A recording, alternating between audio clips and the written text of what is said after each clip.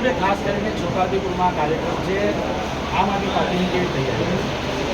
આજે છોટાઉદેપુર લોકસભાની કાર્યકર્તાઓનું સંમેલન હતું. માનનીય ગુજરાત પ્રદેશના સહપ્રભારી દુર્ગેશ પાઠકજી અને ગુલાબસિંહ યાદવજીની અધ્યક્ષતામાં. ત્યારે આ કાર્યક્રમમાં આવનારી તાલુકા જિલ્લા પંચાયતની જે ચૂંટણીઓ આવી રહી છે સ્થાનિક સ્વરાજની, એમાં આ લોકસભાની તમામ વિધાનસભાઓની તાલુકા પંચાયતોમાં જિલ્લા પંચાયતની બેઠકો પર મજબૂતીથી લડી શકાય, સારા ઉમેદવાર ઉતારી શકાય અને આવનારા ભવિષ્યમાં લોકોના જે પણ પ્રશ્નોના નિરાકરણો લાવવાના છે એ સમસ્યાઓના નિરાકરણો લાવી શકે અને પાર્ટી મજબૂત બની શકે એ પ્રકારની વિસ્તૃત ચર્ચા થઈ છે. અને અમને પૂરી ભરોસો અને વિશ્વાસ છે કે આવનારા દિવસોમાં છોટાઉદેપુર સહિતના તમામ વિસ્તારોમાં આમ આદમી પાર્ટી વધુ મજબૂતથી આગળ વધશે. ખાસ કરીને સૌથી પહેલી હવે સ્થાનિક સ્વરાજની ચૂંટણી આવી છે, એમાં આમ આદમી પાર્ટીનું કેવું આયોજન છે અને વિધાનસભાને લઈને પણ તૈયારી છે?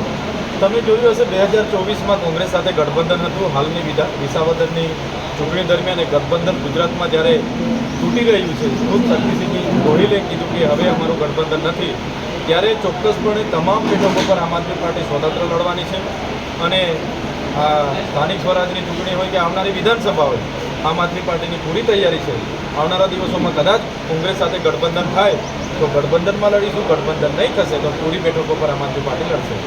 હમણાં વિસાવદરની જે બેઠક છે એને લઈને બહુ ચર્ચાઓ છે, તમે પણ ત્યાં જઈને આવ્યા, હવે કેવો માહોલ તમને લાગે છે? વિસાવદર એ વિધાનસભા એવી છે, તમે જોઈ શકો છો ઘણા સમયથી કે ભારતીય જનતા પાર્ટી સામધામ દંડ ભેદની નીતિ અપનાવે છે પણ જીતી શકતી નથી. ત્યાં આમ આદમી પાર્ટીના ધારાસભ્ય ચૂંટાયેલા લોકોએ આમ આદમી પાર્ટી પર ભરોસો કર્યો પણ એમણે વિશ્વાસઘાત કરીને ફરી ભાજપમાં જતા રહ્યા પોતાના અંગત સ્વાર્થ માટે. ત્યારે જનતા સ્પષ્ટ અને સારી રીતે જાણે છે કે ત્યાં ગોપાલભાઈ ખેડૂત પુત્ર છે, ગુજરાતના લીડર છે, યુવાઓના માર્ગદર્શક છે અને ગોપાલભાઈ ઘણા સમયથી ત્યાં કેમ્પેન કરે છે. અમે પણ 2-3 દિવસ ત્યાં કાર્યક્રમમાં હતા. ખૂબ સારો માહોલ છે, ભાજપ વિરોધી માહોલ છે, જેનો ફાયદો ગોપાલભાઈને થવાનો છે અને વિસાવદરમાં ગોપાલભાઈ આ વખતે પેટા ચૂંટણી જીતે છે. અંદાજિત આમ આદમી પાર્ટીએ કેટલું રાખ્યું છે, કેટલી સરસાઈથી જીતશે?